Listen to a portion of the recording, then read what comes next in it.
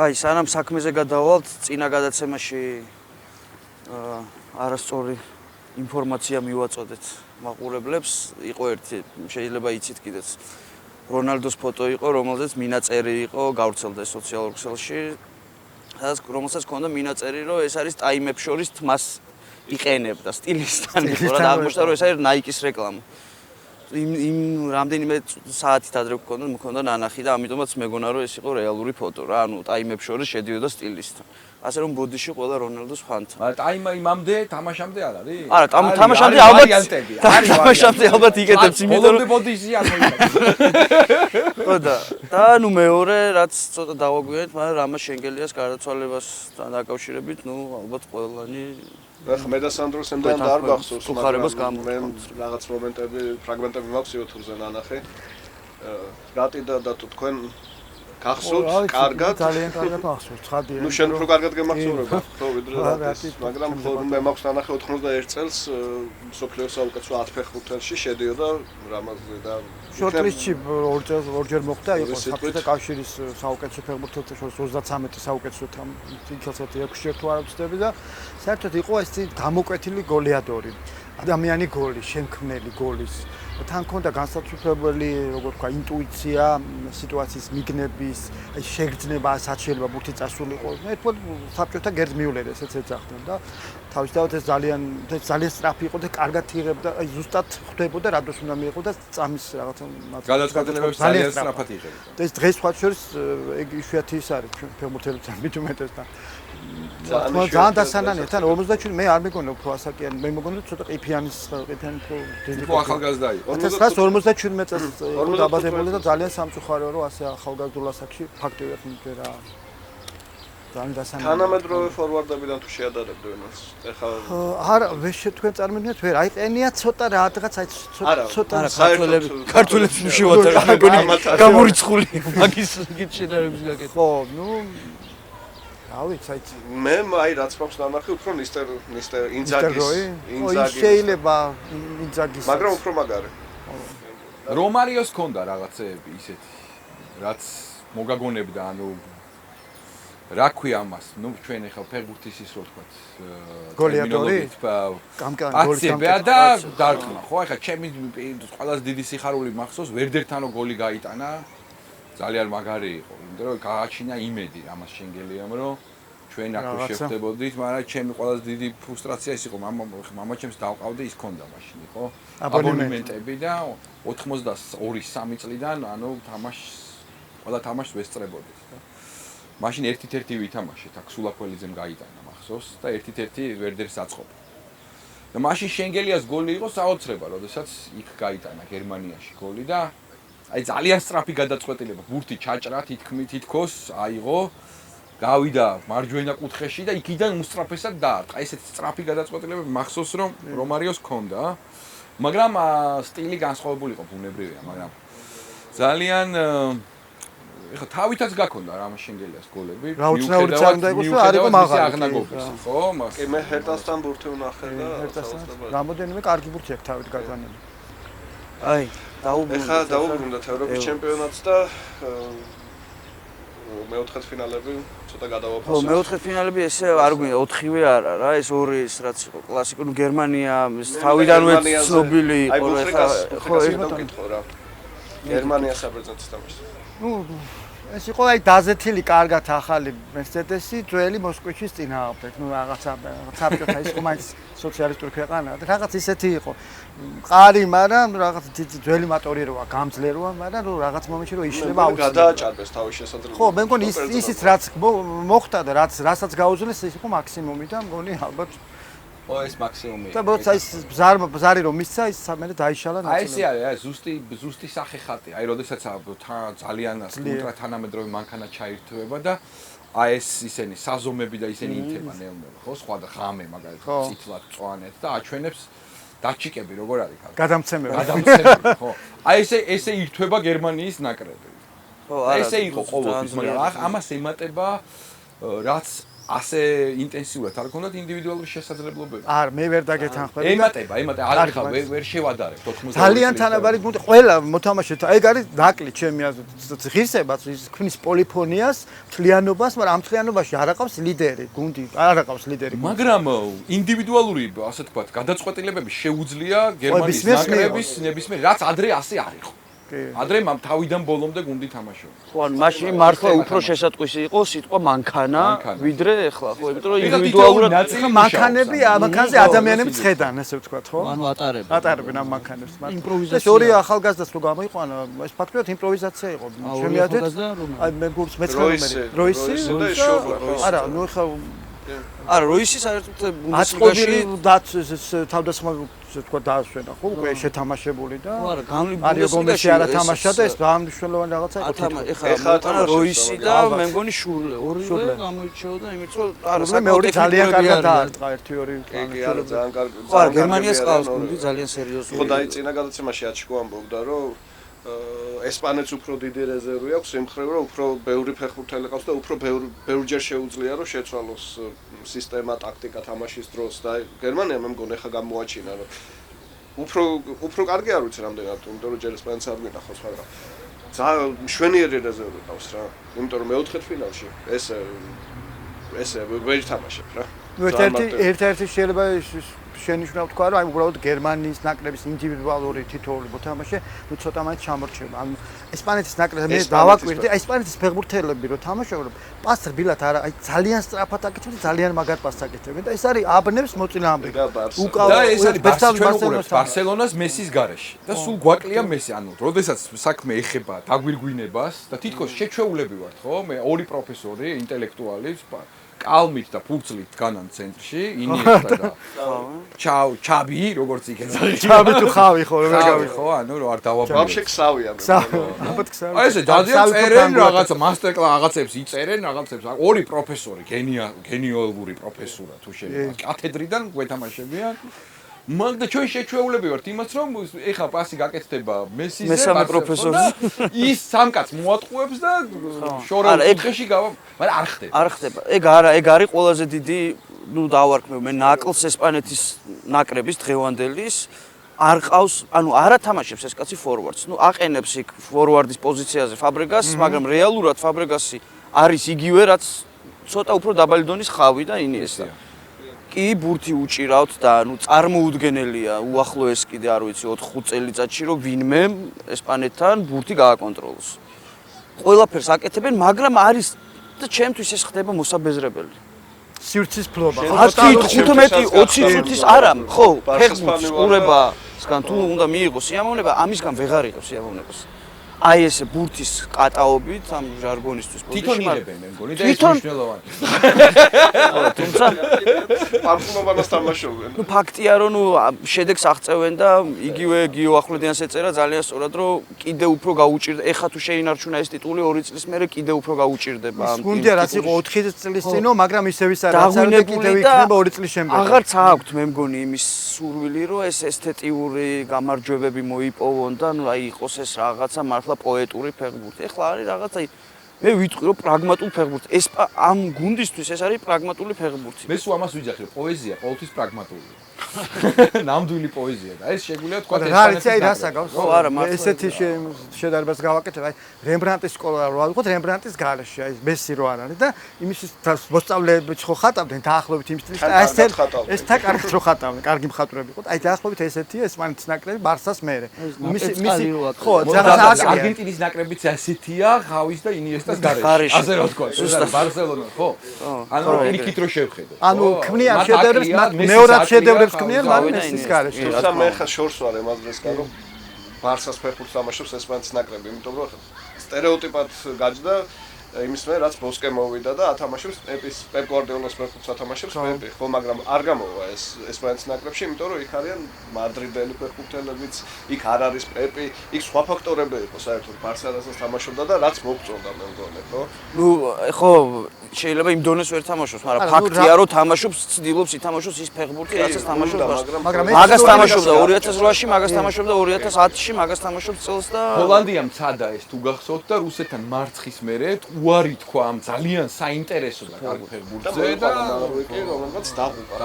ძალიან დასანანია ჰოლანდიის არყა. ეს მფრინავი ჰოლანდიელები თუ მღოღამ ჰოლანდიელებმა საშინელები აშენ იყვნენ ბუზებივით მართლა, ნუ ეს დაფრინავდნენ და დადიან ახლა უბრალოდ ის სამი თამაში რა პორტუგალიის ნაკრებზე მინდა კითხო.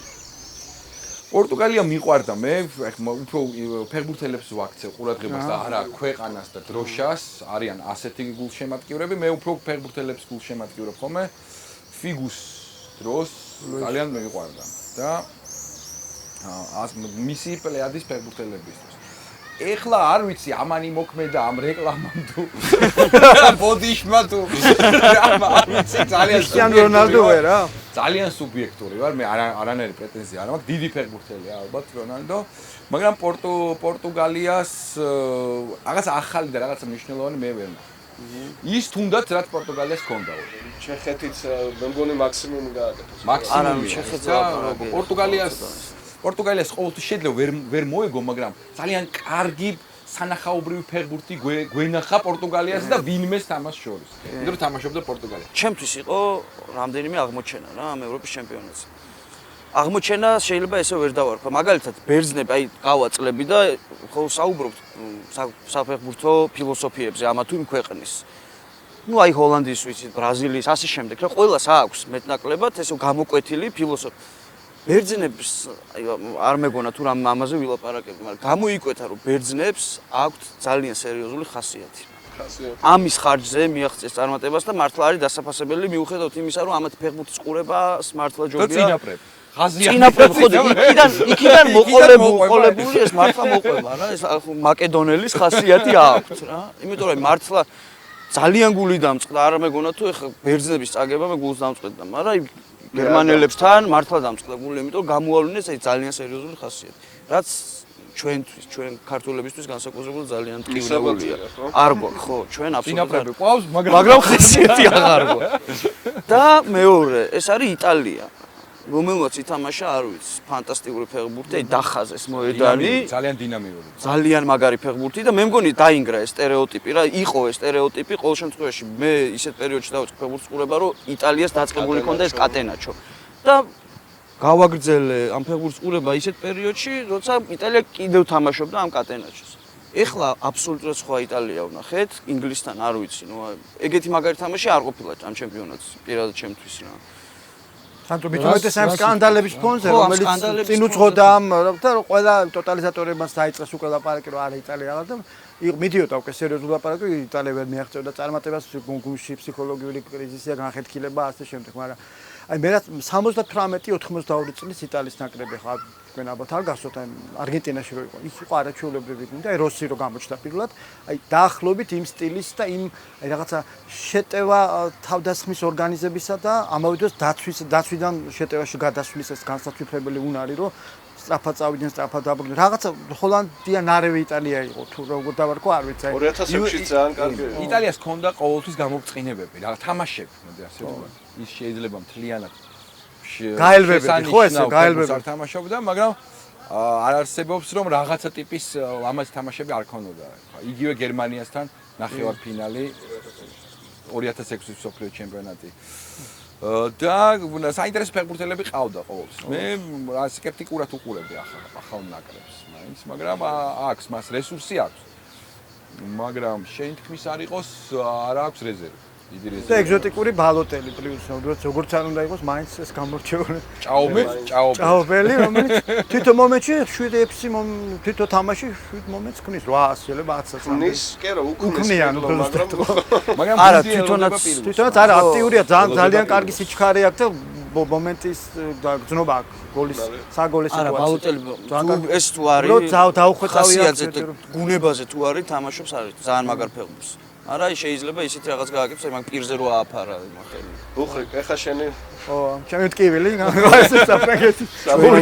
საფრანგეთს ჩვენი მუშკეტერები დამარცხებული მუშკეტერები. ნუ რა ვთქვათ? ძალიან საოცარ თამაში. ლანი, ხო, კარგი ფეხბურთი, თითქოს აი პირველი თამაში უკვე მეც იძლეოდა, მაგრამ მაინც რაღაცა ცეცხლი აკლია, აი ბნება თუ შინ არ ღვივის შიგნით გუნდი. ან მე ვფიქრობ ეს ზედმეტი რაციონალური ბრალია და ალბათ როლან ბანის ბრალია. ვერ აღანთებს მწვრთნელი მოთამაშე, რაღაცა აკლია, რაღაც. მიუხედავად იმისა, რომ ტექნიკური ოსტატობა არის, ძალიან კარგად გადაადგილდებიან მოედანზე, ტოტალური კონტროლი ბურთის არის, მაგრამ რაღაცა გაელვება. ის საფრანგეთი აღარ არის. ის აღარ არის. შენ გინდა თქვა რომ ზიდანია. აქო 3-0 წავაგეთ. თუ გახსოვს, შესარჩევი იყო რა ქვია და მაშინ უყურები სხვანაირად დარბოდა ეს ხალხი. სხვანაირად დარბოდა. ცოცხლად უყურებ. არავის განსხვავებას არ ვაკეთებ, მე ბუნებრივია. ჩემები მირჩევნიან ყველას, მაგრამ სხვანაირად ჩვენები არ დარბო. სირბილი რომელს ერქვა არ ვიცი. იმათ სხვანაირად დარბოდნენ, ბურს სხვანაირად ფლობდნენ და მათი კლასი ჩანდა, აბსოლუტური კლასი. 1978 წელს შემოიტანეს მათ აი ეს ელეგანტური თაფი, მაშინ არ იყო ეს არგენტინა ეს ტრეზორისა და მარიუს ტრეზორი, კი ბატონო. ტიგანა ტრეზორი, პლატინი, ფერნანდესის გუნდი. ესე იგი, როგორი რაღაცა იყო, იცი რომ თითქოს რაღაცა აი ცეკვა და აი რაღაცა ბალეტი გაჩნდა ფეხბურთში, უცებ რაღაცნაირი რა, ესეთი არნახული, რაღაცა უთქმელი, რაღაცა თავისებური, რომელიც მანამდე არ იყო და რომელიც რაც ამ მაშინ ხო ტოტალური ფეხბურთი ეს იყო ხანა ჰოლანდიის აღზევების და მართლა ხო დიდი ფეხბურთი და უცებ აი ამ გაჩნდა რომანტიკული ფეხბურთი ფრანგული 78-ში და სამწუხაროდ ცუდ ჯგუფში მოხვდა მაშინ საფრანგეთი, არგენტინა, იტალია, უნგრეთი, ერთი მეორეზე კარგი გუნდები იყო და გამოვარდნეს ამებიძე. დაუწყალი თამაში ქონდა არგენტინასთან. 82-ში გაიბწინა ამ გუნდმა. და 84-ში გახდნენ ხო ევროპაში მე ვნახე ხა ESPN Classics აჩვენებენ რა ეს და ძალიან მაგარი ნახე ფინალი ხო? მთელი საჩვენეს რა ევროპის ჩემპიონატი. ფინალიც ნახე ესპანეთს. მთლიანად თამაშები არა, მაგრამ მომენტები 1 საათში ჩატეული 2 ტაიმი რა. პლატინის 7 გოლი. პლატინის ხო, სხვა შორის პლატინი კი ტიგანა მითამაშა ნახევარფინალი პორტუგალიასთან ტიგანა რო არ ყოფილიყო შეიძლება ვერ დასრულდა საფრანგეთი ის იყო მაგრამ საფრენი ნახევარ ერთ-ერთი ყველაზე ესეთი ხერხემალი. იცი რის თქმა მინდა რომ ყოველ საფრანგეთს აქვს გამოკვეთილად ჩას ეს საფრანგულ ფეხბურთში რა თუ არ არის რომელიმე ფიგურა როგორც იყო პლატინი რომელიც ლიდერის ფუნქციებს ითავებს ასე ვთქვათ. არა მარტო თამაშით, არამედ აი იმით, რაზეც ამბობდი შენ თავისი სურობით და ასე შემდეგ. ნებით თუ თამაშ სტიქით, ხო ასე. საფრანგეთის ნაკრები არის აბსოლუტურად 0. 0 ხა ცოტა. ხო, შეიძლება ზედმეტი კაცრად. ნუ არის საშუალო დონის გუნდი. არ არის გრანდი, როგორცაც მივიჩნევთ ჩვენ რა. ეს გამოჩნდა ძალიან კარგად იმ შუა პერიოდში, როცა პლატინი აღარ თამაშობდა და ვიდრე ზიდანი მოვიდოდა და გამოჩნდა ძალიან კარგად 2006 წლიდან მოყოლებული დღემდე. აბსოლუტურად გუნდი არ არის თან ვაღიაროთ ისიც რომ საფრანგეთი არ არის გერმანია რო თამაშობს გუნდი. გერმანიას არ ყავს ეს ლიდერები.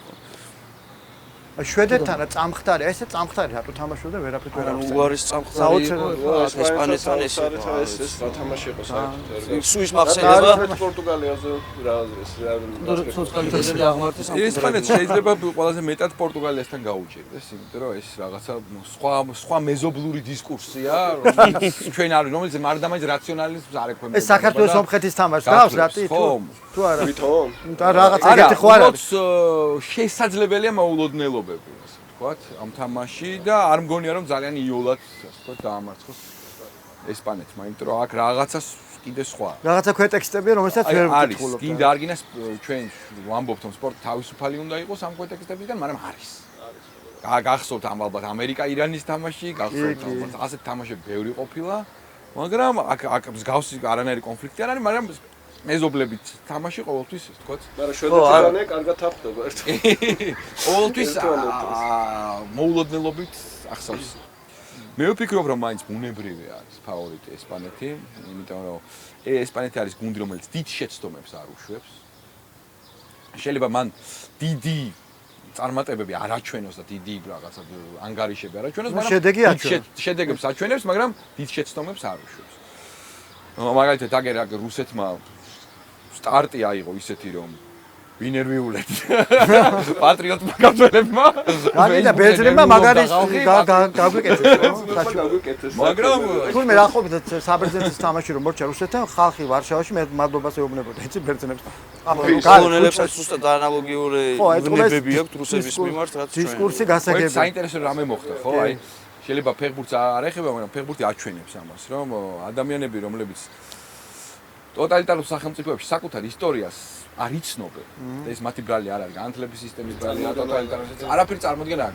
წარმოიდგინეთ ახლა გერმანია მშვენიერი ქვეყანაა დღეს, მაგრამ თავის საამაყო დროშას ისრაელში ვერ აქნევს, ხო? ისე ძალუმატ. რუსებს არაფერი დანაშაული არ აქვს, ბევრი, მაგრამ როგორ არ აქვს პოლონელებისთვის. აწყოს რუსებს ვიძახი.